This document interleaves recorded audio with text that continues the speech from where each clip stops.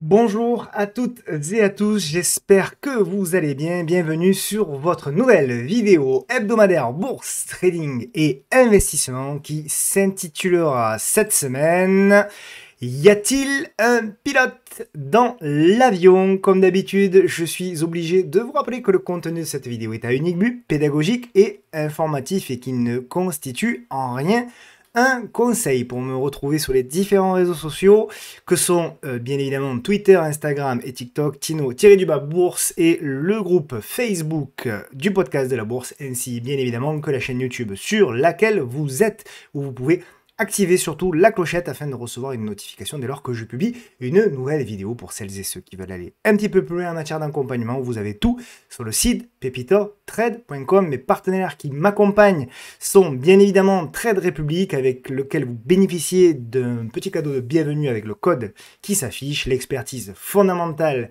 et précise de mes amis de Hibou Expert, le cabinet en gestion privée de Urutia et enfin le logiciel que vous voyez au travers de toutes les vidéos qui est accessible gratuitement, qui est ProReal Time. On attaque avec le programme donc de cette vidéo. Il y aura comme d'habitude maintenant la petite introduction éco, macro, actualité, on va dire, des marchés, bien évidemment, donc, y a-t-il un pilote dans l'avion? Parce que, pour le coup, le titre est vraiment approprié actuellement par rapport à ce que l'on vit, notamment en France, et puis pour ceux qui ont la ref du film, c'est un vieux film, pour certains, mais en tout cas, si vous le connaissez pas, allez le voir, c'est un film qui est assez marrant, on va dire, donc n'hésitez pas, allez le voir. Allez, le programme de cette vidéo: Airbus, LVMH, Hermès, Kering, Sanofi, Accor, Forvia, Biomérieux, Eurofins Scientifique, BNP Paribas, Bolloré, Sartorius, Esso, Vopak, KPN aux Pays-Bas, Renault, Schneider Electric, Fontaine-Pajot, Alphen, GTT, Valorec, Française des Jeux, Technip, Énergie et Genfit. Avant de passer aux États-Unis, on verra Nvidia, Caterpillar, Etsy, Berkshire Hathaway et bien sûr Tesla avant de partir en Belgique pour le titre à suivre. Bien évidemment, la question que l'on va se poser, c'est parmi les titres, quels sont ceux, c'est la question que je vais poser et que je vais essayer de démontrer, quels sont ceux parmi ces titres-là, ceux en France bien évidemment, ou en Europe, qui vont a priori résister, qui résisteraient a priori le mieux à une crise, que ce soit une crise économique et surtout bien évidemment une crise de la dette, parce qu'on va y revenir bien évidemment. La dette, c'est un gros sujet comme d'habitude.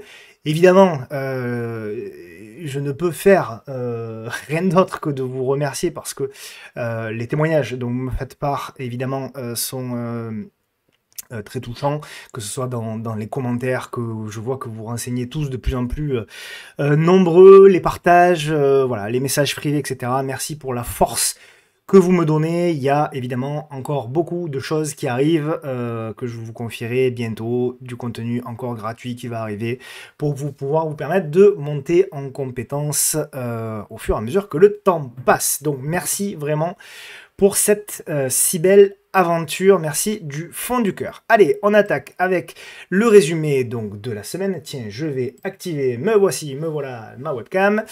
Bon, le résumé de la semaine, pas véritablement, si vous voulez, pour moi, à ce stade de surprise, puisque on en avait parlé la semaine dernière, donc on a eu le rebond technique, on a touché pour moi les premiers objectifs, on avait donné 7700 points pour le premier objectif du CAC 40, on a fait même, je crois, 40 points de plus, 7740 de mémoire, ou 60, je sais plus. Bref, toujours est-il que voilà, ce rebond de la semaine dernière, on l'a eu, il y avait des choses éventuellement à jouer, et il s'est passé ce qui devait se passer cette semaine, c'est beaucoup plus de difficultés. Peu de relais sur le CAC 40, pour moi, ce qui est symptomatique, véritablement de la faiblesse des marchés et de la crainte des investisseurs, c'est évidemment, et on le verra, le CAC Small, qui lui, par contre, non seulement avait peu rebondi la semaine dernière, mais en plus a retesté ses plus bas, mais en plus les a cassés, ce qui n'est pas encore, du moins le cas pour le CAC 40. Mais voilà, on voit qu'il y a énormément de difficultés dans ce marché-là, peu de relais, des craintes évidemment devant les incertitudes politiques, puisque bien évidemment, On va faire des analyses, hein, bien évidemment, des actions, etc. Mais vous l'avez bien compris, et on en a parlé. Je vous renvoie au scénario potentiel qu'on a présenté la semaine dernière, hein, selon la victoire d'un des trois camps, ou même aucune victoire, aucune majorité à l'Assemblée nationale.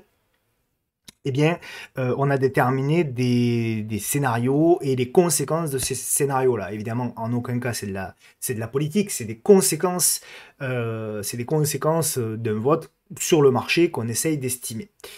On voit que là aussi, c'est aussi pour ça que cette semaine ça a été compliqué, c'est que les sondages sont devenus de plus en plus, comment dirais-je, incertains. Et on voit que c'est beaucoup plus, ça va être certainement, alors le premier tour aura certainement, apportera de la volatilité, évidemment c'est le deuxième qui sera, et le dimanche d'après qui sera beaucoup plus impactant, je pense, sur les marchés.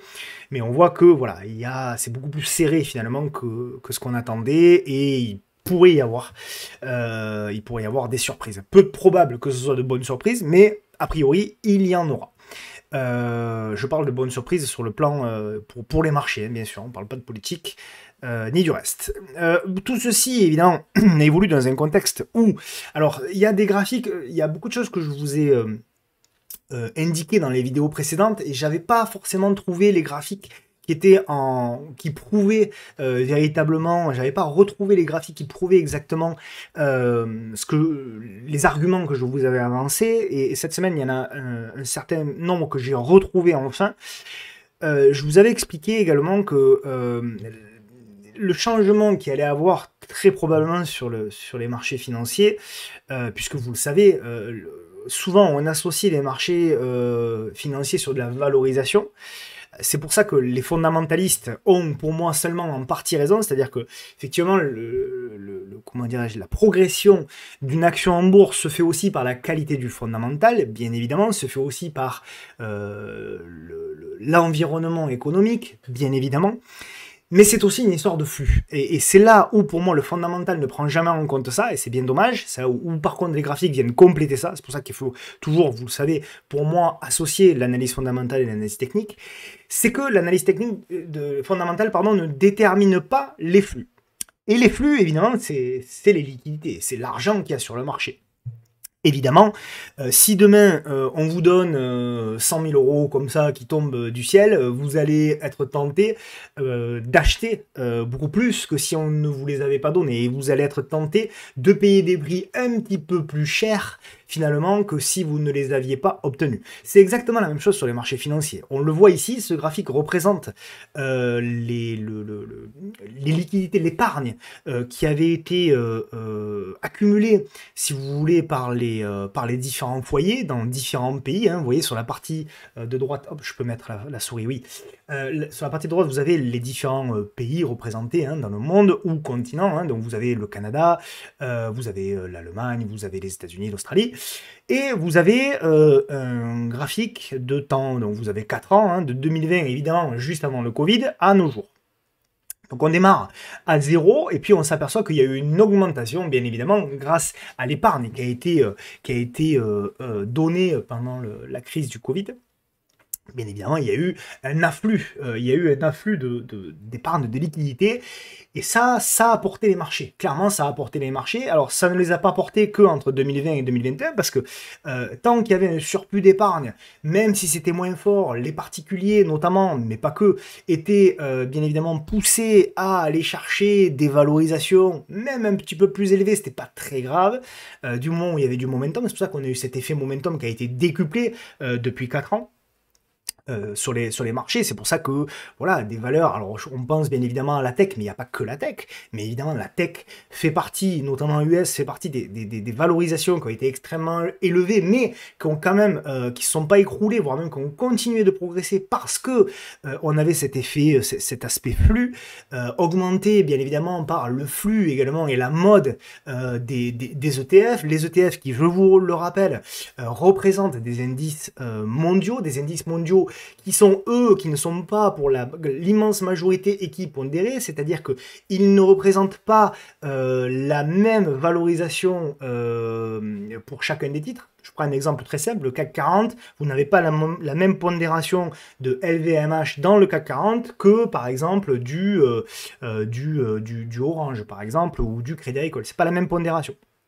Et donc, ce que je veux dire par là, c'est la même chose bien sûr aux États-Unis, hein, puisqu'on l'a vu, notamment les 3 plus grosses valeurs représentent 15 à 20% du S&P 500, etc., etc. Et tout ça, si vous voulez, a concentré bien évidemment les flux. Alors non seulement on a eu pendant 4 ans de l'épargne, de l'excédent d'épargne, entre guillemets, par rapport à ce qu'on avait connu, mais en plus les flux d'excédent d'épargne ont été concentrés sur un certain nombre de valeurs.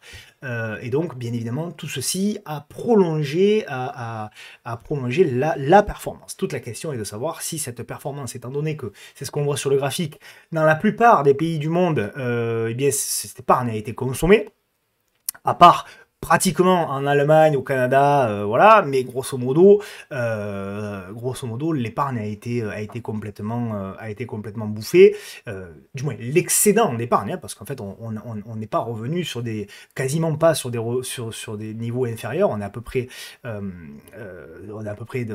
au même niveau finalement qu'avant 2020, mais toute la question est de savoir maintenant, est-ce que finalement les investisseurs, qu'ils soient particuliers ou professionnels, ne vont pas regarder un petit peu plus ces valorisations. Tout ceci, c'est des choses que je vous ai expliquées par le passé, mais ce graphique, voilà, le démontre véritablement. Tout ceci, bien évidemment, dans un contexte, là aussi, je vous en avais parlé, et je n'arrivais pas à remettre la main sur ce graphique, il est revenu, où, si vous voulez, en élection, en année électorale américaine, vous avez mécaniquement, je ferai un article plus précis cette semaine dessus, vous avez mécaniquement le VIX, donc l'indice de la peur, si vous voulez, qui mécaniquement augmente, donc qui démontre, si vous voulez, bien évidemment, un petit peu plus de nervosité. Ça n'a pas forcément d'impact sur la performance historiquement, hein, c'est juste qu'on a une performance qui est beaucoup plus hachée, si vous voulez, de juillet, ça tombe bien, on y arrive, jusqu'à novembre, date des élections, et après, en novembre, on a une chute assez spectaculaire, une baisse assez spectaculaire de la volatilité. Donc entre juillet, qui est le départ, si vous voulez, de l'augmentation de cette volatilité, jusqu'à novembre, qui est le top, si vous voulez, des élections américaines, le top de la hausse de la volatilité, vous avez à peu près 20%, ce qui est énorme, hein, 20% en moyenne de nervosité supplémentaire sur les marchés. Donc il faut en tenir compte, bien évidemment. Et alors je suis content là aussi, quand même, parce que ça fait longtemps et beaucoup, entre guillemets, rier de ce que je disais, parce que évidemment il n'y avait pas de signaux, hein, précis, mais je vous dis depuis longtemps déjà, depuis de nombreux mois, depuis au moins déjà même la fin de l'année 2023, vous avez expliqué que ce qu'il fallait absolument regarder dans les prochains mois, et nous y sommes, c'était le chômage. Alors évidemment, en fin 2023 et début 2023, on disait mais non, le chômage il est historiquement bas, ça sert à rien de le regarder, le marché s'en fiche. Et là, regardez un petit peu ce qu'il arrive. Alors vous avez le taux de chômage qui est en bleu foncé, et vous avez la moyenne mobile. Alors vous allez voir pourquoi je vais insister sur la moyenne mobile à 10 mois. La moyenne mobile qui est en bleu turquoise, un peu plus clair, vous voyez, qui est ici.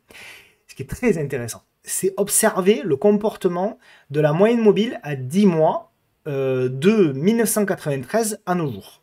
Cette moyenne mobile à 10 mois, vous voyez, elle a changé de directionnalité une fois ici en, je sais pas, ça devait être vers 2000-2001, une fois ici en, ça devait être 2007, et une fois ici, c'était bien évidemment en 2020. À chaque fois que cette moyenne mobile s'est retournée à la hausse, à chaque fois, regardez un petit peu, là où on a eu une hausse du chômage qui est passée de 3,4 jusqu'à 6%, plus de 6% aux États-Unis.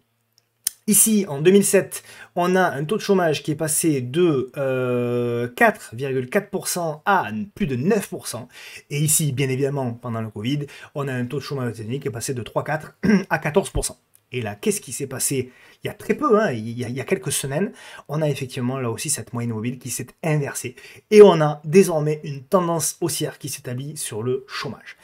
Et donc, là où je veux en venir, c'est que ça, généralement, effectivement, c'est par le passé très régulièrement annonciateur, pour pas dire toujours, annonciateur d'une récession qui évidemment, contrairement à ce que beaucoup d'économistes contredisent, moi je reste toujours sur la possibilité qu'on pourrait avoir également une récession, y compris, alors en Europe bien évidemment, mais y compris également aux États-Unis. Donc pour moi, le marché, véritablement, s'il y a une statistique vraiment que le marché ne regardait pas du tout, et donc quand j'en parlais, tout le monde disait mais t'es à côté de la plaque, et vous allez voir que dans les prochaines semaines, dans les prochains mois, le marché va se focaliser sur cet indicateur. Et vous allez voir que le marché, alors que c'était une statistique sur laquelle il ne réagissait pas, vous allez voir que petit à petit, le marché va regarder et va se dire finalement, est-ce que toutes ces hausses de taux, etc., qu'on a mis du temps, notamment aux États-Unis,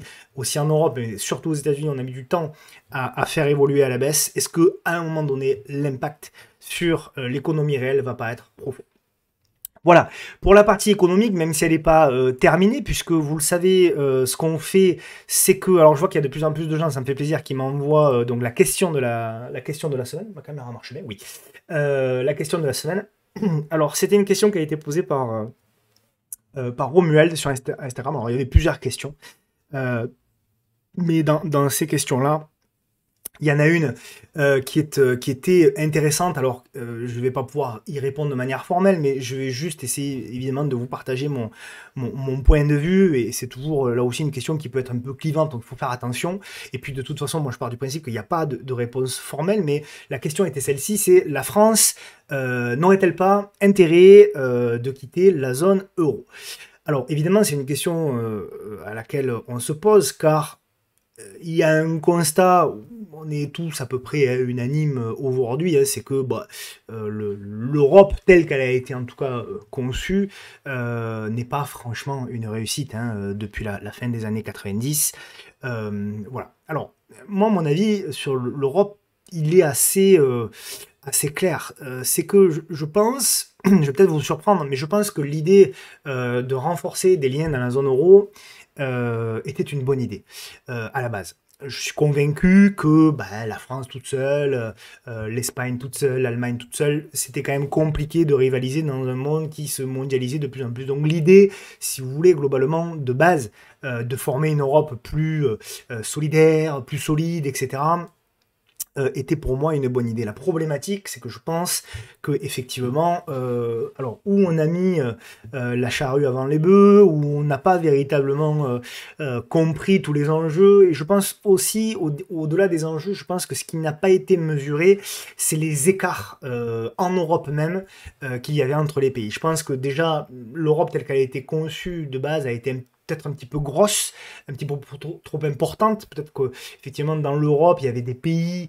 au départ en tout cas, hein, ça aurait pu, au fur et à mesure du temps, ces pays-là auraient pu rejoindre la zone euro, mais au départ, je pense qu'il y a des pays, voilà, il fallait former peut-être une Europe, une zone euro plus recentrée, notamment sur la France et l'Allemagne, pour avoir une zone plus forte. Le problème, c'est que la France et l'Allemagne n'avaient peut-être pas les reins assez solides pour pouvoir assumer l'entièreté de l'Europe, et aujourd'hui, on le voit bien, c'est tout le paradoxe, c'est que effectivement l'Europe a sauvé en 2008 un certain nombre de pays faibles, je pense, faibles économiquement, hein, je pense, hein, endettés, je pense bien évidemment à la Grèce, je pense bien évidemment à l'Italie, à l'Espagne, pays que je connais extrêmement bien, et puis aujourd'hui on voit que l'Allemagne et la France sont les pays peut-être parmi les pays les plus en difficulté dans la zone euro, et les pays qui sortent le mieux la tête de l'eau, finalement, dans cette zone euro, et qui poussent, qui tiennent la croissance de la zone, c'est l'Allemagne, l'Italie, etc.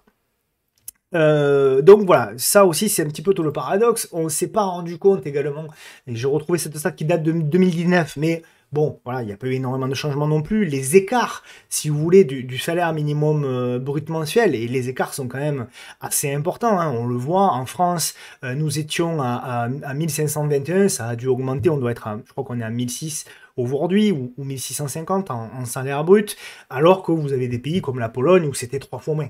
Et donc ces écarts ont été compliqués. L'Espagne, qui est un pays frontalier pardon, à la France, est à peine plus de 2000 euros. Alors, 2000 euros. Donc, ça, ces écarts-là, je pense que bien évidemment, ça a causé, si vous voulez, pour moi, des déséquilibres. Et on n'a pas forcément pensé à ça au tout départ. On a fait une monnaie commune, ça c'est une bonne chose, je pense, mais on l'a faite peut-être un petit peu vite. D'ailleurs, je pense qu'ils s'en sont rendus compte assez vite, puisque à un moment donné, alors c'est plus du tout dans les débats, mais à un moment donné, ils avaient parlé de faire une monnaie euro avec différentes catégories, un euro 1, un euro 2, un euro 3, avec différentes valorisations. Je voyais pas trop l'intérêt, puis ça me semblait bien compliqué, mais en tout cas, ça prouve bien qu'ils avaient compris, si vous voulez, qu'il y avait quand même un petit problème. Également, bien sûr, et c'est le sujet en ce moment, et j'en conclurai là sur la partie économique et sur la question de l'Europe, c'est évidemment la question des impôts. Évidemment, il y a des déséquilibres qui sont très très importants au sein même de la zone euro.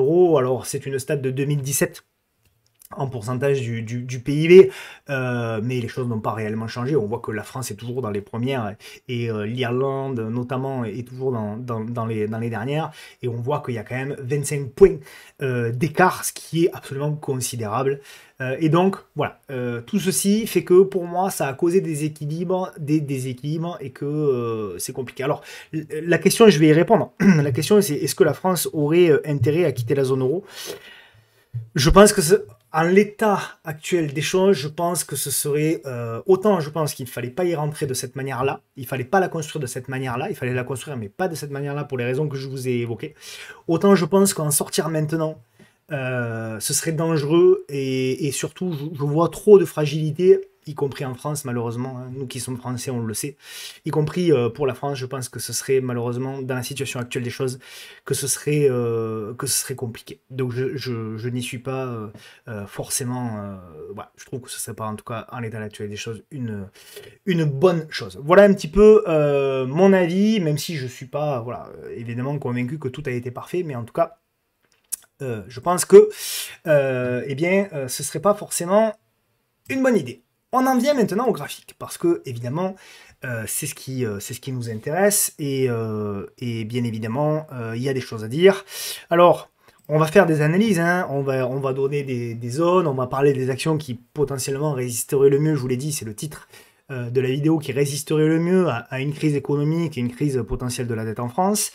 Mais avant ça, bien sûr, on va parler des grosses capitalisations françaises, et donc du CAC 40, et bien sûr des petites capitalisations françaises, donc du CAC Small.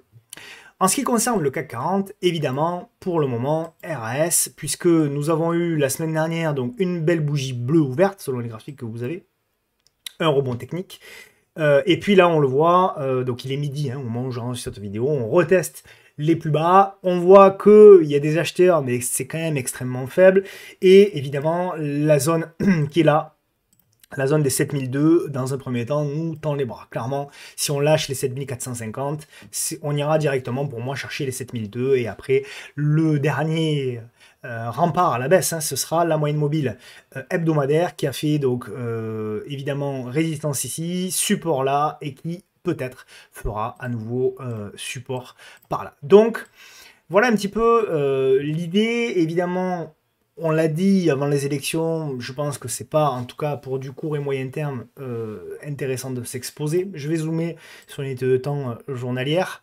Voilà, on en est là. On avait dit donc la semaine dernière qu'un rebond était possible jusqu'au 7007. On a fait même un peu de rab, puisqu'on a fait un rebond jusqu'à 7732. Voilà, j'avais dit 7740, 7732. Il y avait un deuxième objectif, c'était de revenir aux alentours des 7760. Voilà, c'était le deuxième objectif.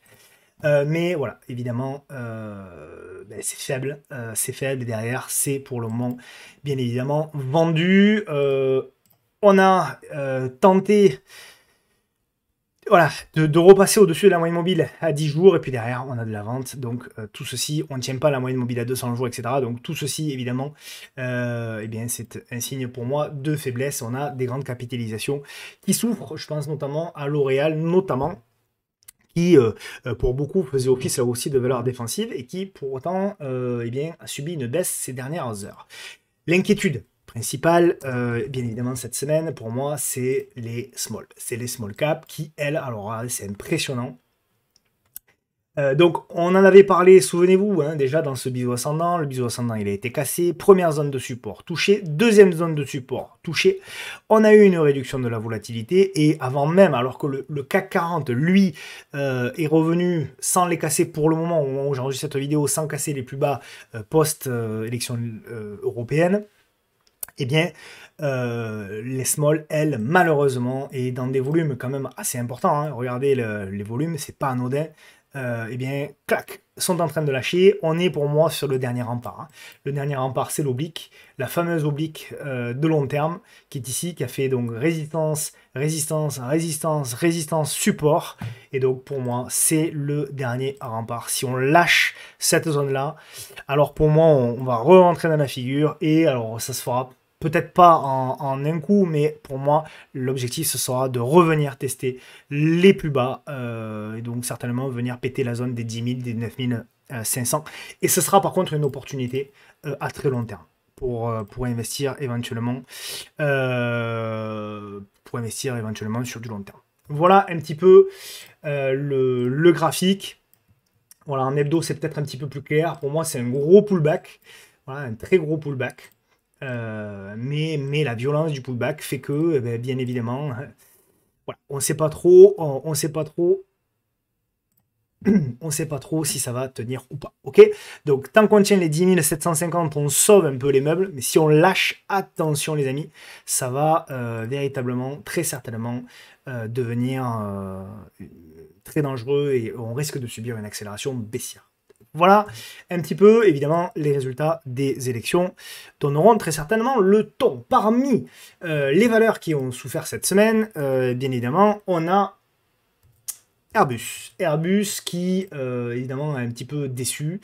Alors Airbus, on avait deux zones. Hein. Alors, on en avait parlé dans les actions qui avaient le mieux performé. Vous avez dit, voilà, le plus haut historique, on n'y va pas.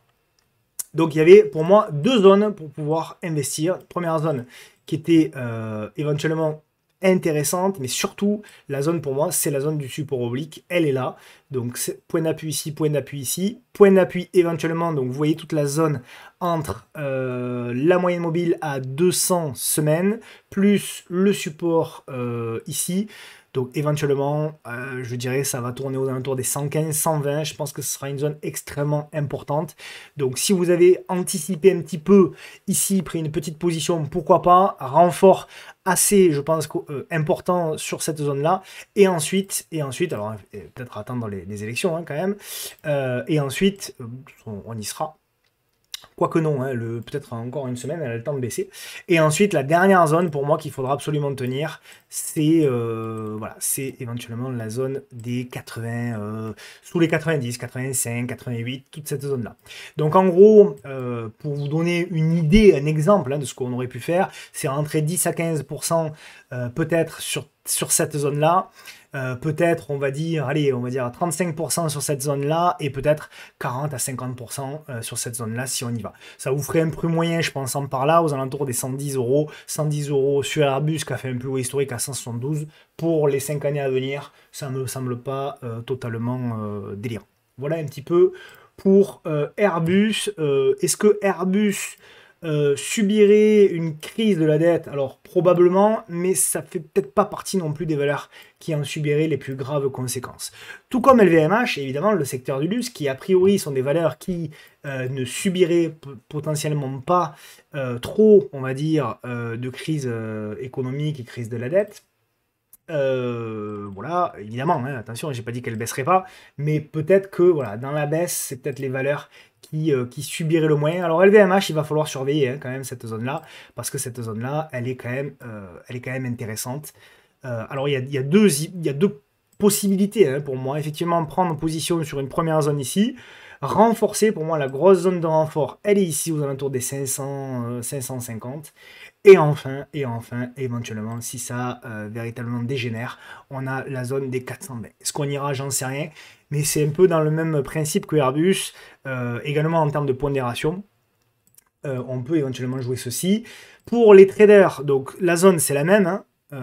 Voilà, donc hop. Voilà, la zone c'est un petit peu la même. Donc c'est la zone des... il y a un gap d'ailleurs éventuellement à combler. Donc qu'est-ce qu'on va attendre, notamment pour les... Il doit y avoir un petit canal là. Voilà, on a ce petit canal descendant. Donc, qu'est-ce qu'on va attendre? Ben, il y a deux possibilités. Soit vous jouez la congestion là-dedans et la cassure, soit vous jouez la cassure, évidemment, de la zone pour jouer le scénario qu'on a indiqué avec les flèches ici. Voilà, c'est assez simple pour les traders, investisseurs. Ben, vous avez les zones qui vous ont été présentées en hebdomadaire. Ok? Rien ne presse, hein, là aussi, hein, même sur LVMH, rien ne presse à ce stade. Hermès. Alors, Hermès, pour le coup, pour moi, a moins de potentiel que LVMH. Pour le moment, Hermès joue véritablement le scénario qu'on s'était promis, c'est-à-dire cette figure-là, elle casse par le bas, pullback, et derrière, on repart à la baisse avant de faire... pardon, on part à la baisse, on fait le pullback, ça s'est fait en 2 fois d'ailleurs, avant de repartir. Pour moi, la première zone, qui serait une zone quand même moyenne, hein, en termes de ratio gain risque, mais la première zone, ce serait éventuellement la zone donc des 2040. Voilà. Décidément, voilà. J'ajuste un peu tout ça, parce qu'à force de dessiner et redessiner, tout se superpose. Voilà, la zone grosso modo des 2000, on va dire, serait une première zone, avec pas un ratio gain risque quand même hyper énorme. Le beau ratio gain risque déjà qui serait intéressant, c'est aux alentours des 1006. Et alors le très très beau, évidemment, c'est, on a le droit de rêver, hein, c'est évidemment le support oblique haussier. Voilà. Donc pour moi sur Hermès, contrairement à LVMH, où il y aura peut-être un petit peu plus de potentiel, mais sur Hermès, en revanche, je serai un petit peu plus patient. Évidemment, celle qui a beaucoup souffert, mais qui s'est reprise notamment sur la séance d'hier, c'est Kering. C'est Kering. Kering, j'ai toujours absolument les mêmes zones. Je vais tout effacer d'ailleurs. Hop, allez. J'efface tout. Il faut savoir de temps en temps un peu nettoyer ces graphiques. Voilà. Ça me donne l'opportunité d'être avec vous pour le faire. Voilà. Donc, on a effectivement, on avait proposé donc 2 zones. Moi, je vous avais proposé la zone pour investisseurs, hein. La zone qui est ici, pour le moment, on y est quasiment, hein, c'est la zone des 340, voilà. La zone des 340, 345. Nous y sommes. Pour moi, c'est une première zone investisseur. La deuxième zone investisseur, elle serait évidemment un petit peu plus bas, potentiellement aux alentours des, alors on verra, hein, peut-être aux alentours des 250. Là aussi, la moyenne mobile à 200 mois pourrait être une zone qui pourrait être intéressante. Je vais vous écarter un petit peu l'ellipse. Voilà. On va dire la zone des 270 peut être une zone intéressante. Et enfin, si vraiment ça dégénère, hein, là ce serait, je pense, véritablement une très très grosse opportunité. C'est la zone des 120. Mais là, il faudrait un crash quand même assez monumental pour que Kering soit encore divisé par 3. Mais bon, voilà, tout est possible quand même. On verra. Évidemment, pour les traders, hein, eh bien, pour le moment, en tout cas, il y a eu le gap à la hausse qui était pas mal. Mais pour les traders, pour le moment, alors ce qui est intéressant, hein, c'est qu'on a quand même baissé, là, alors c'est une tendance baissière, hein, bien évidemment, mais on a cassé, vous voyez, l'oblique qui est ici en rouge. Voilà, on a fait le break. Et maintenant, pour les semaines à venir, hein, ce qui va être intéressant, c'est d'observer, voir si Kering peut nous offrir éventuellement un point d'entrée pour jouer une petite congestion là. Tant qu'on tient la zone de gap, tant qu'on tient les 325, on reste potentiellement acheteur sur Kering, tant qu'on tient la moyenne mobile, notamment à 10 jours, qui est ici, en rouge et bleu. Voilà, grosso modo, pour Kering, un petit peu l'idée globale, ça s'observe. En tout cas, c'est pas encore totalement perdu. Donc, je pense que Kering, là aussi, hein, c'est ce qu'on a vu ces derniers jours, peut faire office de valeur défensive, bizarrement, parce qu'elle a beaucoup baissé, parce que peut-être, justement, le marché se dira que, potentiellement, il y a quelque chose à jouer. Sanofi, donc Sanofi, toujours la même chose. Là aussi, ça fait partie des valeurs qui peuvent, à un moment donné, dans une période de doute, le secteur de la santé peut faire office, bien évidemment, de valeurs un petit peu refuge, hein, si vous voulez. Donc Sanofi a cassé l'oblique baissière, pullback, et pour le moment, voilà, on est toujours dans la construction. On a la figure, visiblement, qui est validée par Sanofi, qui est ici. Donc, on va observer, on casse la figure, on fait la petite figure. Donc, on avait je vais vous la montrer, on a la grande figure qui est ici, la cassure, la moyenne figure, on peut dire, et là, éventuellement, la petite figure. Donc, pour moi, c'est une action véritablement à suivre. Là, ce serait vraiment si on avait un gros repli. Mais pour moi, cette congestion-là, elle va s'observer la semaine prochaine. Donc, on va voir si on a une belle congestion qui se met en place là. Et si on l'a, on jouera éventuellement une cassure, bien évidemment, par le haut de cette consolidation un petit peu à plat. On m'a proposé également Accor. Je crois que c'est Barbara qui me l'a proposé, Accor. Donc en mensuel, Accor. Pour moi, donc, bon, c'est pas forcément une des actions les plus intéressantes. Par contre, ce qui était très intéressant sur Accor sur le long terme, c'était ça. Regardez un petit peu, pour ça que je vous dis l'analyse technique sur du long terme, vous devez absolument vous en servir. Regardez un petit peu la précision ultime de ce support oblique, c'est absolument fabuleux. Voilà, pour celles et ceux qui disent que l'analyse technique ça marche pas, ben, regardez un petit peu la précision de ce canal. Donc voilà, c'est absolument magnifique. C'est la démonstration parfaite que l'analyse technique, surtout, je dirais, on associe toujours l'analyse technique avec le trading, mais moi je suis convaincu que ça marche mieux en investissement qu'en trading. C'est tout le paradoxe. C'est que c'est sur les unités de temps longues que l'analyse technique fonctionne le mieux parce qu'il y a moins de bruit, tout simplement.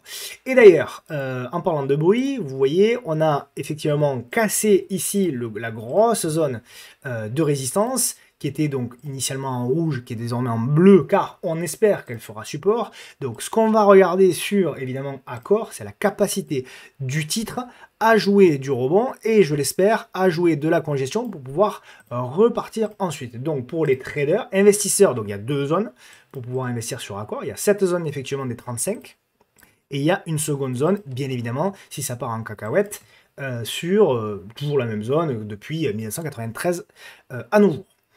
Pour les traders, on zoome évidemment dans l'ellipse. Donc là aussi, évidemment, comme la plupart des valeurs, le plus 21, il a été complètement effacé lors de la vidéo des 20 meilleures actions. Et donc, ce qu'on va évidemment tester, tester et surtout observer, c'est la capacité du titre à revenir dans cette zone-là, du rebond, etc. et à bien congestionner là-dedans avant de jouer éventuellement un break. D'accord? Toujours la même chose, zone clé, etc., etc., etc.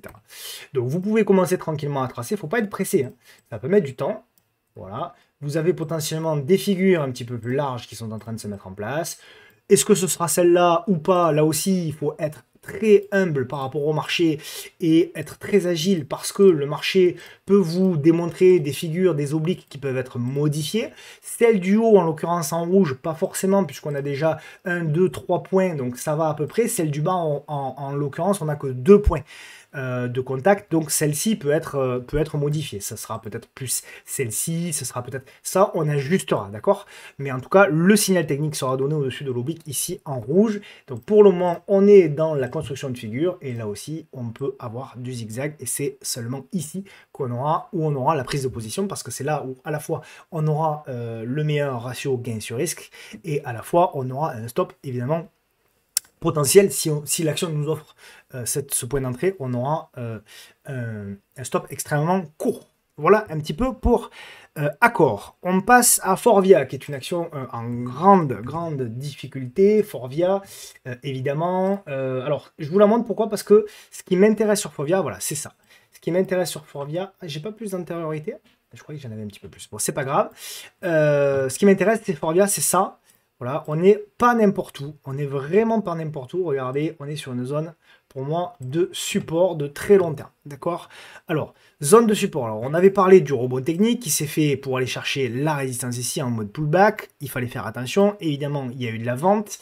Hop, j'efface un peu tout ça parce qu'on n'a plus besoin. Maintenant, ce qu'on va bien évidemment regarder, c'est à partir d'ici, est-ce que Forvia va avoir la capacité ou non? J'efface un peu toutes mes précédentes analyses, parce que ça ne vaut plus rien. Voilà.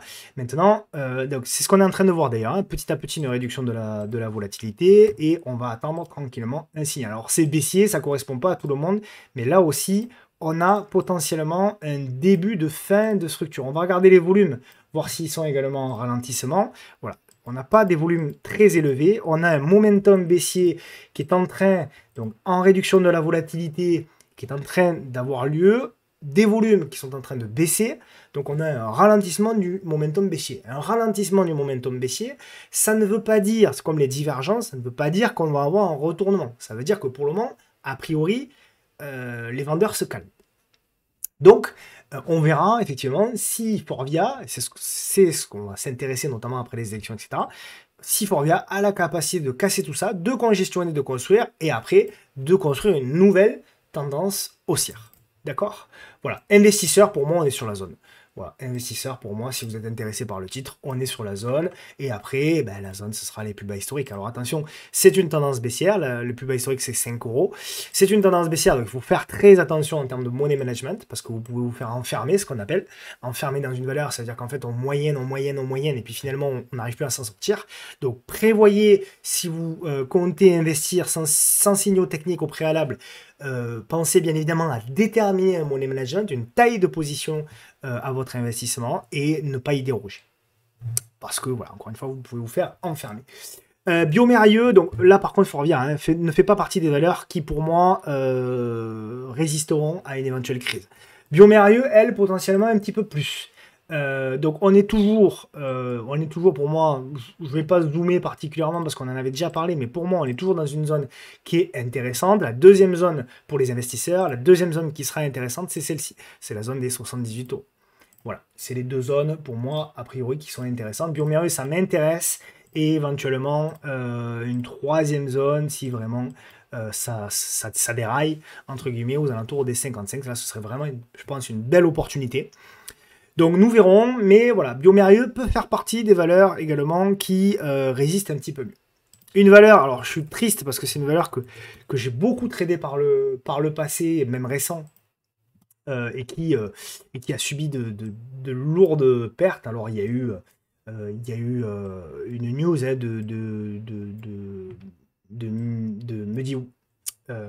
NW Milliwater qui évidemment est plutôt négative, qui disent que bon voilà, grosso modo les comptes de la société sont pas a priori très exacts, voilà, mais bon, c'est malheureusement des gens qui font souvent ça. Je trouve que c'est pas trop normal d'ailleurs, mais bon, peu importe, c'est pas le sujet du jour.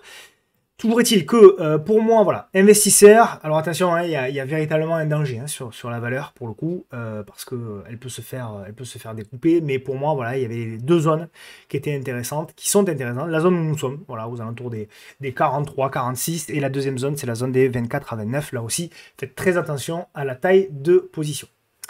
Voilà pour Eurofest Scientifique. BNP Paribas, alors là, il y a une zone qui peut être intéressante si, à un moment donné, effectivement,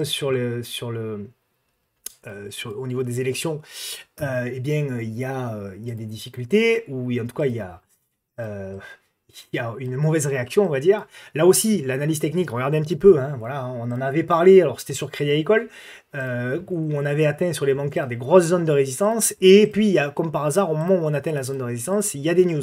Et donc, regardez un petit peu, là, derrière, la grosse news, alors c'est un mensuel, hein, c'est un graphique mensuel, donc c'est une baisse quand même de 20%. C'est pas rien, il y a deux zones, pour moi, qui sont intéressantes sur BNP Paribas. Alors, évidemment, celle, en cas de crise grave, serait la zone des 20 à 26 euros, qui serait vraiment une opportunité de dingue. À chaque fois que cette zone a été atteinte, c'est-à-dire en 99, en 2002, en 2009, en 2011, en 2012 et en 2020, ça a été derrière des rebonds absolument fabuleux de 100%, 160%, 200%. Si on atteint cette zone, bien évidemment, que ce sera une belle opportunité pour les traders agressifs. Je vais vous la mettre en journalier. Il y a une première zone. Pardon, c'est un peu la foire, mais il y a une première zone, il y a deux mêmes premières zones qui seraient intéressantes. Le support ici, donc aux alentours des 55, et enfin la zone des 40 euros. Voilà un petit peu pour BNP Paribas. Bolloré, je vais vous la montrer en... Bolloré peut faire partie, hein. Alors BNP Paribas ne fera pas partie des valeurs qui résisteront, mais Bolloré, pardon, justement, peut faire partie des valeurs qui peuvent, elles, résister. Mais c'est pas encore la zone. Voilà, c'est pas encore la zone, et je pense que c'est des valeurs qui pourront rebondir si à un moment donné il y a une grave crise. Mais c'est pas encore sur ces niveaux-là. Moi, je touche pas. Alors, il y aura très certainement ici un premier niveau de support qui pourra générer un petit rebond à minima, voire plus si affinité, mais le ratio gain-risque, vous voyez, il n'est pas énorme. En revanche, là où ça peut commencer, on va dire, à être intéressant, c'est bien évidemment si on arrive sur cette zone ici, la zone des 4 euros, pour faire simple, et ensuite, éventuellement, à proximité de ce support oblique de long terme, c'est-à-dire la zone des 3 euros. 3 euros, 4 euros, donc pour les plus agressifs, on va dire peut-être 15% sur cette zone-là, 35-40% sur cette zone-là, et 45-50% sur cette zone-là. Voilà. par exemple, ça peut être quelque chose qui peut être assez intéressant. Ça vous ferait un prix moyen aux alentours des 4 euros. 4 euros sur Bolloré, je pense que c'est quand même pas mal du tout. Dim Sartorius, donc en grande difficulté. Donc Sartorius, on en avait parlé sur le retour. Voilà, d'ailleurs, vous avez même proposé un trade qui s'est avéré perdant. C'était un trade, voilà, à l'achat ici, à la cassure des 187. Et derrière, on s'est fait, donc le trade a été un échec puisqu'on s'est fait sortir à moins 3,71. Alors heureusement qu'on s'est fait sortir, là aussi le stop a été utile parce que si on s'était pas fait sortir et qu'on avait conservé la position, on serait à, on va dire, une dizaine de séances plus tard à moins 18%. Et donc là, ce serait évidemment beaucoup plus difficile. Alors, sur Sartorius, bon, malheureusement, là, c'est un peu comme mon reflet scientifique. C'est une valeur, moi, que j'ai toujours beaucoup aimée. C'était une valeur qui, pour beaucoup de fondamentalistes, qui n'en parlent plus malheureusement aujourd'hui, mais qui a encore 1 an, 2 ans, disaient que c'était une valeur de fonds de portefeuille. Et puis, voilà, comme la plupart des valeurs, au bout d'un moment, elles connaissent une heure de gloire. Et puis après, ben, l'heure de gloire passée, malheureusement, on a des corrections intenses. Bon, on peut imaginer un éventuel biseau descendant, on peut commencer à tracer, etc. Mais pour le moment, tant qu'on n'a pas de signaux techniques importants, je pense qu'il faut patienter. On a une belle zone qui est ici. Voilà, toute cette zone-là maintenant, la zone au-dessus des 100, qui est un prix en plus, un prix rond assez important. Donc tant qu'on est en tout cas dans ce biseau-là, on verra pour éventuellement une congestion et éventuellement jouer au moins en mode pullback aux alentours des 100, 180, quelque chose comme ça. Pour le moment, effectivement, globalement, je resterai à l'écart. Peut-être que là aussi, ça peut faire partie des valeurs qui, finalement, après une telle baisse, feraient partie des valeurs qui finalement seraient un petit peu résilientes si le marché venait à baisser. On verra là aussi si c'est le cas ou pas. Esso, qui a fait plaisir, hein, on en a parlé de Esso, alors c'était sur Twitter, j'en ai parlé lundi, en indiquant le niveau de support oblique, là aussi, hein, parfait, hein, l'aspect technique encore une fois, et derrière on a eu jusqu'à 17% de hausse, alors il fallait payer le point bas, hein, certes, mais voilà, on avait un beau marteau sur la zone de support, donc, pardonnez-moi, un petit peu malade, pour le coup, ce qui était intéressant, et ce qui est toujours d'ailleurs intéressant, c'est qu'on a cassé le canal baissier, et là on a une réduction de la volatilité. Vous voyez, on a ce qu'on appelle un inside bar, pour le moment en construction, hein, parce que évidemment la séance est loin d'être finie. Il est encore une fois, quelle heure il est midi au moment où j'enregistre cette vidéo. En gros, donc voilà, ce qu'on va observer, c'est si ESSO va être dans la capacité de congestionner. Et à ce moment-là, si ESSO congestionne, eh bien, effectivement, on joue éventuellement la cassure. Donc ça fait partie des titres qui, peut-être, là aussi, peuvent éventuellement résister les prochaines semaines. Voilà, donc titre pour moi, à mon sens, à privilégier. Titre à privilégier également, c'est Vopak. Alors Vopak, c'est côté à Amsterdam. Alors Vopak, on en avait beaucoup parlé, souvenez-vous, dans cette congestion cassée par le bas. Et puis derrière, il y a eu effectivement des news. Donc j'efface évidemment tout ceci. Là, regardez aussi la pertinence de la moyenne mobile à 200 jours qui était baissière. Derrière, on a un croisement. On a un changement de tendance de la moyenne mobile. Et voilà. Donc ce qui est assez intéressant là aussi, c'est que ben, voilà, on a une tendance haussière hein, qui est assez claire, qui se dégage. Pour moi, c'est un titre éventuellement à privilégier à l'achat, surtout dans ces moments-là, parce que c'est un titre qui résiste extrêmement bien. Voilà, là aussi, on avait des belles zones, on avait éventuellement un petit triangle, etc. Donc à voir si on a on n'avait pas eu, on n'a pas eu la mise en place de la congestion, mais si on a à un moment donné une figure qui peut être exploitable, avec des ratios gain-risque intéressants. Peut-être que Vopak peut faire partie des valeurs résistantes. Des valeurs résistantes, il y en a également encore aux Pays-Bas avec KPN. KPN qui véritablement, elle aussi, regardez là ce qui est intéressant, je vais vous la mettre en mensuel. Pour moi, c'est le graphe mensuel, puisqu'on est sur un graphe qui est potentiellement ici en train de véritablement se retourner. Voilà. Très intéressant, hein, le graphe de KPN. Alors, c'est pas une valeur canon, mais regardez un petit peu ce que je vous explique souvent, hein, les bouts de figure, là où la plupart des traders, entre guillemets, vous expliquent qu'il faut sortir avant le dernier tiers de la figure pour que ce soit valable. Non, non, plus ça va loin dans la figure, mieux c'est. plus vous avez d'une congestion importante et en bout de figure, mieux c'est, d'accord? Donc là, c'est très exactement ce qu'on a eu. Regardez la grosse congestion. Derrière, on a un break, on a un petit pullback et on essaye de repartir. Donc c'est une action, j'aurais pu le mettre dans le titre à suivre, mais c'est une action véritablement qu'il va falloir suivre. Donc à chaque on va dire, consolidation intermédiaire, à chaque congestion, il faut surveiller. Voyez, on a le pullback, etc. Donc là, intéressant, voir si on a la capacité de créer une figure, là aussi, dans cette zone-là. Et à ce moment-là, on tentera quelque chose. Au niveau des objectifs sur KPN, des objectifs, c'est un peu plus long terme. C'est pas une action très nerveuse, ça va pas très vite. Mais c'est pour ça que c'est aussi intéressant, hein, dans ces moments-là où il y a beaucoup de volatilité. Donc objectif numéro 1, revenir bien évidemment sur les plus hauts ici de mars. Et après, en objectif, éventuellement, on aurait ici les plus bas de 2008. Et après, ben, on n'aura plus grand-chose jusqu'au 5,48 € et éventuellement 6 €. Voilà. Après, on verra, on ajustera. Mais en tout cas, pour le moment, c'est très beau. Où c'est qu'on invalide? Ben, pour moi, on invalide la très court terme si on repasse sous la zone, voilà, on va la tracer un petit peu plus large pour que vous ayez des points de repère un petit peu plus clairs. Pardon, je ne suis pas très précis aujourd'hui, mais je vais essayer de m'améliorer jusqu'à la fin de la vidéo. Sous les 3,45 €. Tant qu'on tient les 3,45 €, grosso modo, je pense qu'il faut continuer à chercher de l'achat sur la valeur. Ok? Renault, donc magnifique ce qu'elle a fait hier, Renault, puisqu'elle a touché au point près. Regardez, l'oblique, c'est fabuleux ce qu'elle a fait. Vous la connaissez cette oblique puisque ça fait longtemps qu'on en parle. Elle est ici en rouge. Regardez, point d'appui ici. Regardez le point bas qui a été fait hier. Le marteau, incroyable, au point près. Donc voilà, c'était tracé depuis longtemps. Ça prouve un peu la pertinence aussi. Pour le moment, on n'a pas de signaux techniques, mais que ça se surveille. Ça ressemble quand même à une potentielle fin de structure, tout ça. Donc si on casse par le haut Renault et qu'on congestionne, on tentera de l'achat. Si ça lâche, en revanche, si effectivement après les élections on a une faiblesse, eh bien pour les investisseurs c'est la zone des 40,5, 41, 42 qui sera véritablement intéressante, puis la zone des 35, voilà, qui seront véritablement pour les investisseurs des zones intéressantes. Ok. Est-ce que j'ai rien oublié dans la première partie du tableau? Non. KPN, je l'ai fait, ou pas que je l'ai fait, c'est bon. Schneider. Alors, Schneider fait partie, donc Renault, par contre, pas sûr qu'elle résiste, hein, fortement. Fait pas partie des valeurs qui résisteront. Schneider Electric, peut-être davantage. D'ailleurs, on le voit, elle a très peu baissé.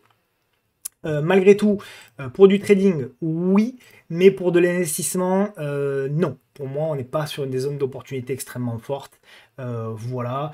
Éventuellement, si ça break au-dessus des 230 €, éventuellement pour aller chercher la zone des plus hauts des 238, mais le ratio gain risque, vous le voyez, il n'est pas extrêmement élevé. On le voit, pour le moment, on tient l'ancienne zone de résistance qui fait potentiellement désormais support. Tant qu'on tient ce support-là, tant qu'on tient les 217 €, on peut continuer à chercher de l'achat pour du trading, pour Schneider Electric. Pour de l'investissement, pour moi, le ratio gain risque n'est pas suffisant et il faudrait au moins un retour sous les 180 pour pouvoir s'intéresser à Schneider Electric. Fontaine Pajot, là c'est pareil, fait partie des valeurs.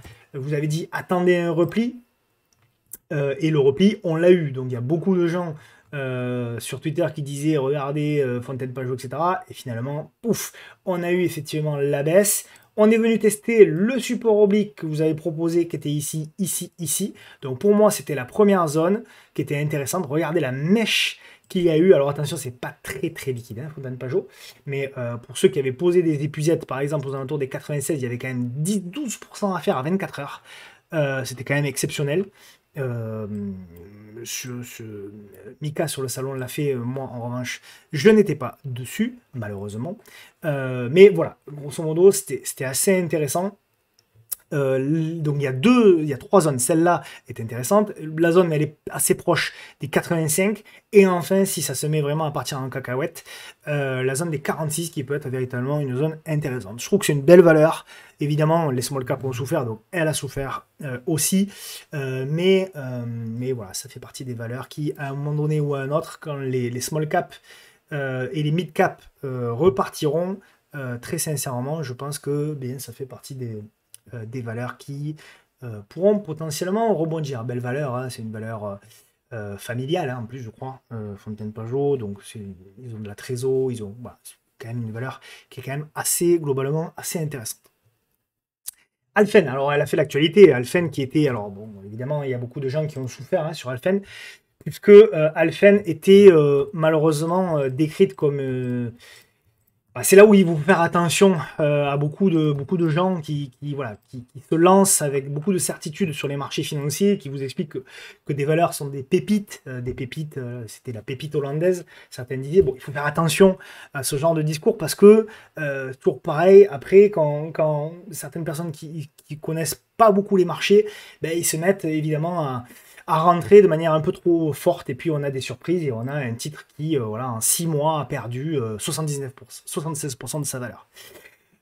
Moi, alors pour moi, nous on l'a prise hein, sur le salon en intraday, 6,85 l'entrée de mémoire, parce qu'on avait touché un niveau là qui était extrêmement voilà, intéressant.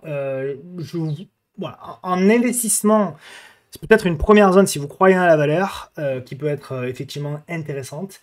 Mais là aussi, un peu comme on refait scientifique, faites attention. Il y a eu un profit warning assez important. Donc faites attention à la taille de votre position. Mais voilà, on est sur une zone très importante. En trading, je vais vous le montrer pourquoi on est rentré. Donc on avait touché le niveau. Voilà, le niveau clé qu'on retrouve, les 16,08 €. Et on est rentré dans la congestion avec le salon. Hop. On est rentré à 16,85, voilà, c'était là. Midi, voilà, on est rentré dans la congestion. Il y avait une congestion importante. Le stop a été placé sous le dernier creux, par là. Et puis voilà, derrière, alors taille de position petite parce qu'il y avait beaucoup de volatilité. Et là, pour le moment, voilà, on est toujours dedans. On va très certainement remonter le stop.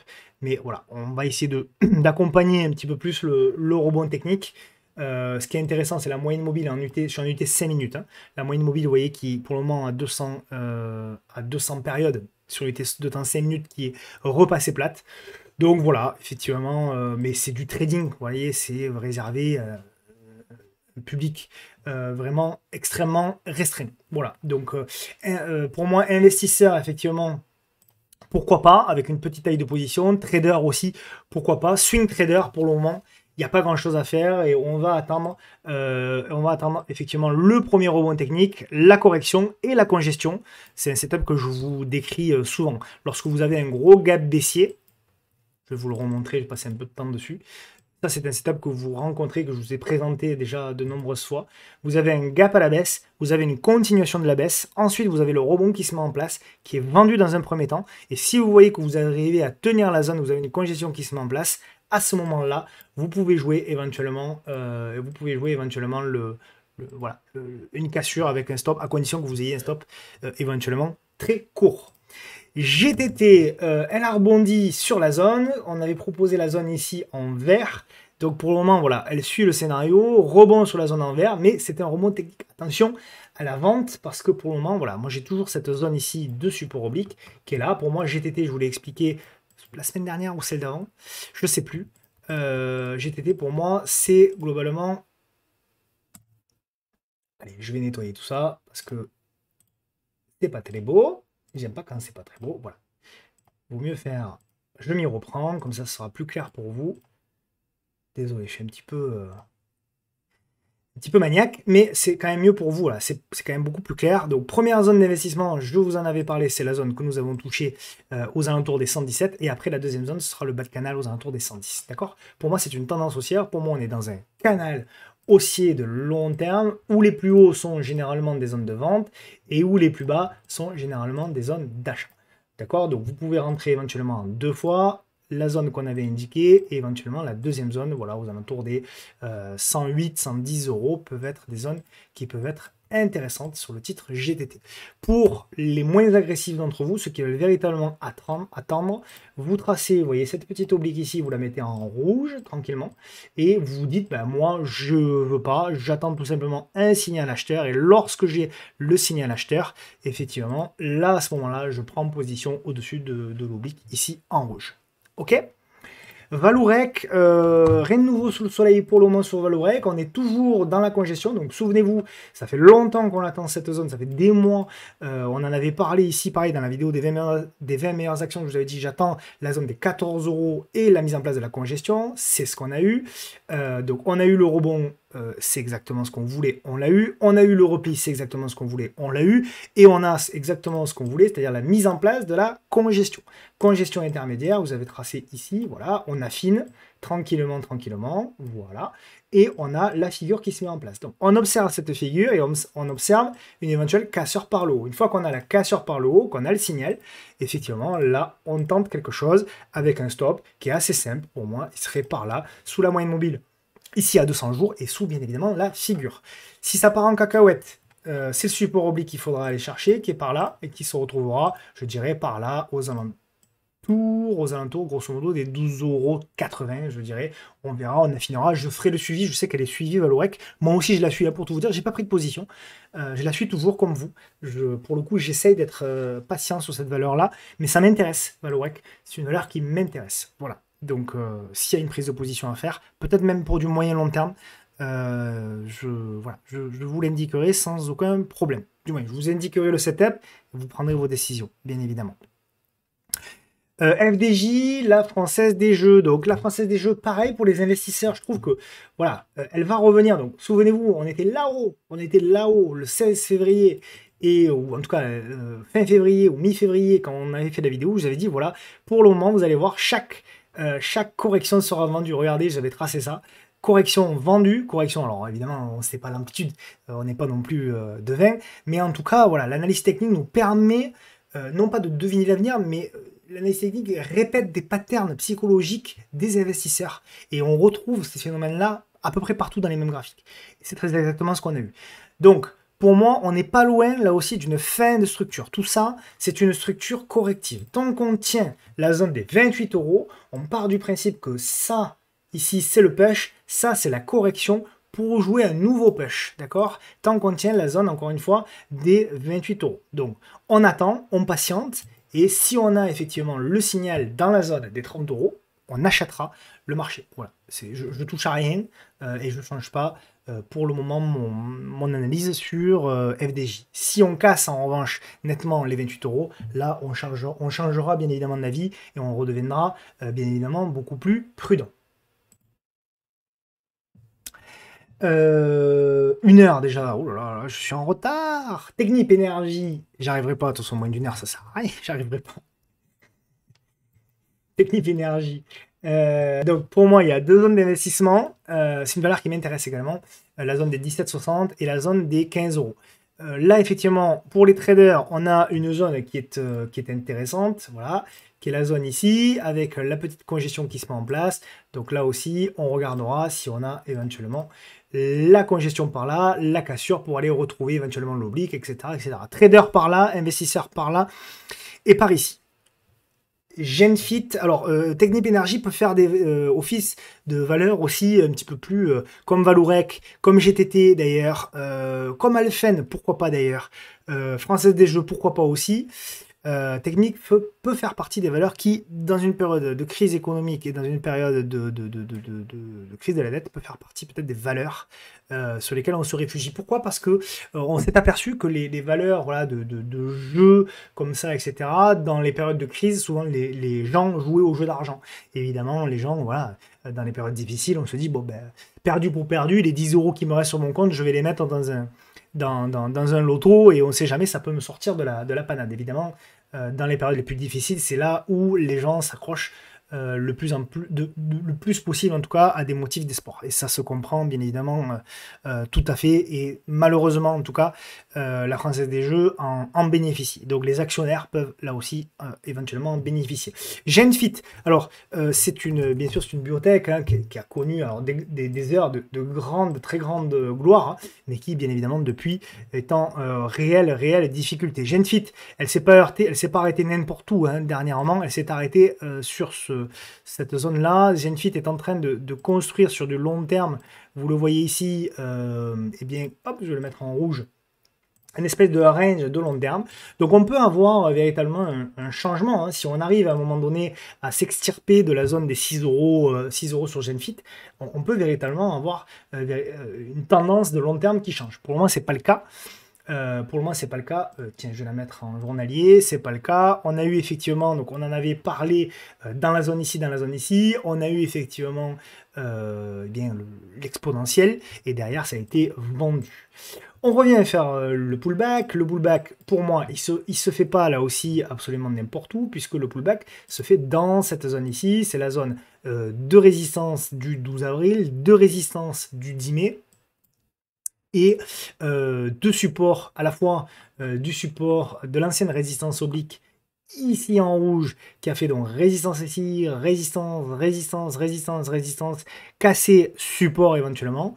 Donc ce qu'on va éventuellement, là aussi, je dis trop éventuellement, je sais, probablement qu'on va essayer de regarder, c'est la congestion, la cassure, et éventuellement pour prendre une position. Voilà ce qu'on peut regarder sur Genfit.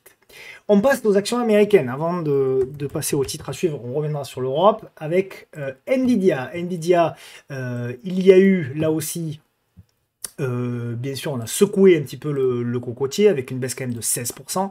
Alors, on avait alerté sur les excès un petit peu haussiers. Pour moi, ceci étant, voilà, on a joué le rebond technique. Pour du trader, c'était pas mal à jouer. Voilà. Maintenant, moyen terme, je suis pas encore tout à fait chaud. Pour moi, là, il est possible qu'on soit sur un départ de construction un petit peu plus moyen terme. Et ce serait vraiment une très bonne nouvelle sur Nvidia. Donc, il est possible que nous soyons en effet sur une figure beaucoup plus moyen terme sur Nvidia. Donc, rien ne presse. Et c'est si seulement on arrive voilà, à revenir dans la zone au-dessus des 100$, voire vraiment en excès aux alentours des 96$. Et donc un retour à proximité de la moyenne mobile ici à 200 jours, à toute cette zone. Alors si c'est une figure un petit peu plus longue, ça peut être quelque chose comme ça, vous voyez. Ça peut être là pour le coup un petit peu plus intéressant. Voilà, donc nous verrons éventuellement si c'est cette figure ou pas que travaille Nvidia, que construit Nvidia. Ok, donc pour le moment, moi je reste sur le côté. À part, voilà, en intraday, c'est intéressant parce qu'elle est volatile. On peut faire des décalages, mais en swing trading, je resterai pour le moment prudent. En investissement, voilà, pour moi, en investissement, quand on voit ce genre de graphique-là, voilà, vous ne touchez pas, vous restez sur le côté. Même si ça peut encore monter, vous restez globalement sur le côté. Même si c'est une action merveilleuse. Et, et même si on a vu beaucoup de Fred sur les réseaux sociaux sur cette belle valeur. Pour moi, ça reste quand même à des niveaux de valorisation un peu chaud malgré tout. Caterpillar.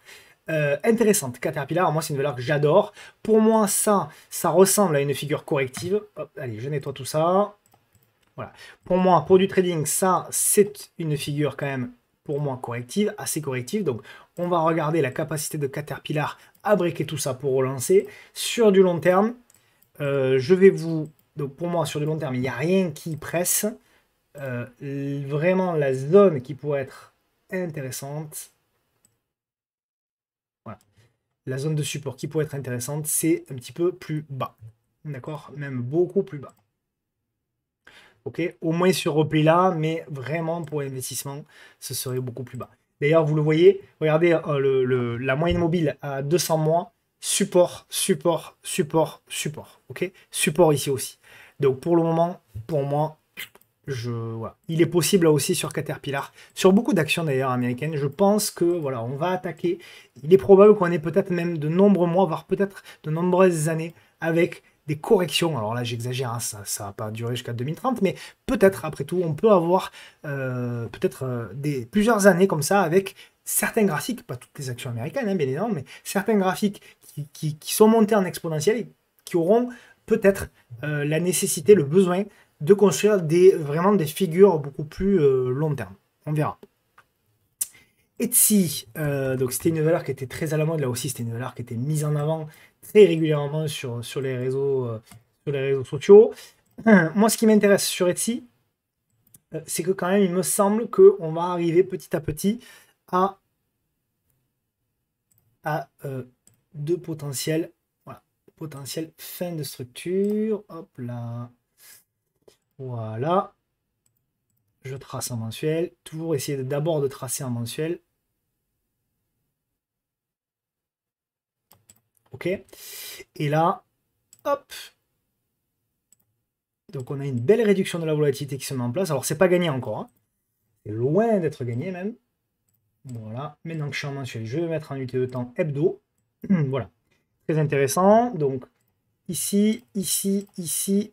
Résistance, résistance, résistance, résistance. Donc il va falloir guetter quand même la capacité du titre à, là aussi, congestionner dans cette zone-là pour éventuellement breaker et éventuellement repartir. Donc on en est loin encore, c'est pas fait, loin de là.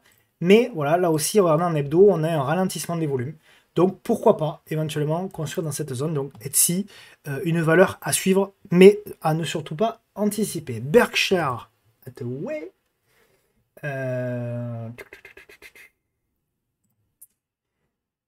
Est-ce que c'est celle-ci? Oui. Bon, on va prendre celle-ci. Donc pour moi, Berkshire Hathaway, ce qui est le point positif, c'est que ça, c'est clairement une figure de continuation. D'accord? Donc peut faire évidemment là aussi partie des valeurs qui vont résister. Par contre, sur le plan de l'investissement, très sincèrement, là, je serais quand même plutôt à l'écart du titre. Voilà. Pour moi, investissement, on en est loin. Et donc là aussi, on peut avoir, hein, là aussi, encore une fois, un petit push, mais on risque d'avoir des consolidations beaucoup plus grandes.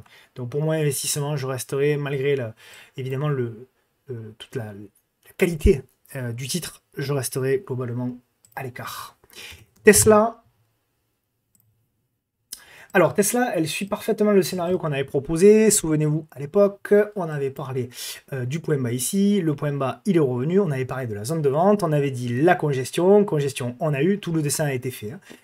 C'est un dessin qui date de début mai. On avait dit la congestion, congestion, on a eu. On avait dit le push, nouvelle congestion, on a eu. Et derrière, on reteste. Donc pour moi, la prochaine zone de vente sur Tesla, hop là, la prochaine zone de vente sur Tesla, elle sera, donc là où il va falloir faire attention, c'est là-dedans, c'est aux alentours des 210 $, d'accord? 210 $, si vous avez un signal de vente sur Tesla, soyez extrêmement vigilant. Voilà, donc pour moi, investissement, non. Trading, éventuellement, il y avait la congestion hein, qui était là, qui était intéressante à prendre. Donc pour le moment, il n'y a pas grand-chose à faire pour moi sur Tesla. Et enfin, le titre à suivre, donc je repars sur, et chez mes amis belges, titre dont je parle souvent. Ah ben ça y est, il a breaké. Voilà, pour moi c'est VGP. Donc VGP avec la moyenne mobile ici à 200 jours qui s'aplatit. On avait résistance, résistance, support, support, support, support. On est revenu faire ici typiquement le setup. Voilà, je l'avais préparé hier pour vous proposer une zone d'achat. Mais bon, c'est déjà passé. Éventuellement, voilà, le setup qui était intéressant, vous voyez, avec la réduction de volatilité, regardez les volumes en baisse, et là pour le moment on break. Donc c'est positif, tant qu'on tient les 96,50 €, c'est positif. L'objectif c'est de rallier pour moi dans un premier temps les 112 €, et ensuite on verra si on peut attaquer la zone long terme pour éventuellement aller chercher également les 145 €. Voilà les amis, merci 1000 fois pour vos encouragements, merci également 1000 fois et surtout pour vos messages toujours avec voilà, beaucoup de politesse. C'est vrai que j'ai contrairement à beaucoup, autant j'étais pas très positif sur l'évolution du monde ces dernières années, autant ces derniers mois je le suis, parce que je trouve que les gens ont de plus en plus envie de revenir sur des valeurs humaines du passé, la politesse, le respect, parler correctement, etc. Encourager, être véritablement solidaire, profondément solidaire. Et moi, au travers des messages que je reçois, je le vois. Donc, en tout cas, moi, ce que je peux dire, c'est que quoi qu'il en soit, quels que soient les résultats, c'est le message que je veux vous laisser, quels que soient les résultats des élections, celui qui décide, c'est le peuple, c'est nous. Donc, évidemment, qui que soit qui gouvernera, peu importe qui gouvernera ce pays, eh bien, évidemment, c'est nous qui décidons et c'est nous qui prônons et mettrons en avant les valeurs humaines que nous défendons. Donc continuons dans ce sens-là, continuons à essayer dans la mesure du possible, à notre humble niveau, continuons de donner l'exemple en étant bienveillant, en étant poli, en étant respectueux. Ça coûte pas grand-chose d'être gentil. Et souvent, comme je le dis souvent, la gentillesse c'est vu comme un défaut, comme une faiblesse. Et pour autant, je peux vous garantir que la gentillesse, c'est un atout formidable dans la vie et ça ouvre beaucoup, beaucoup de portes. Voilà, je vous remercie encore une fois pour votre attention, je vous remercie encore une fois pour vos nombreux messages, pour les commentaires que vous aurez le temps de me laisser, qui me donnent beaucoup de force. On se retrouve bien évidemment la semaine prochaine avec un petit peu plus d'éléments sur le plan politique. Et on se retrouvera surtout à 48 heures du second tour des élections qui évidemment auront un impact considérable. Soyez prudents sur les marchés, bien évidemment, et on se retrouve à la semaine prochaine. Gros bisous à tous, prenez soin de vous et bien évidemment le plus important, prenez soin des gens qui vous aiment. À bientôt, ciao ciao.